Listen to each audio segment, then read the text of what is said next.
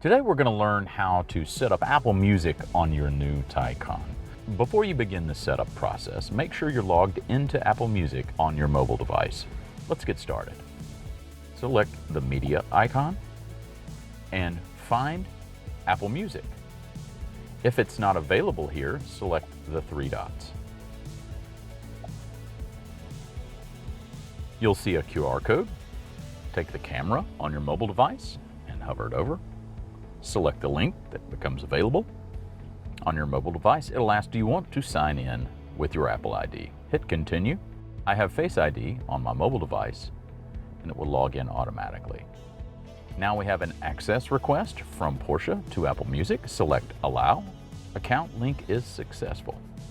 Once logged into your Apple Music on your new Taycan, you have access to all of your playlists, artists, and albums that you had previously configured in Apple Music. Here you can see a wide variety of playlists that we've previously selected. In addition to your selected music, you also have Featured by Porsche, which is a playlist made specifically for driving Porsche vehicles. You now have set up Apple Music in your new Porsche Taycan.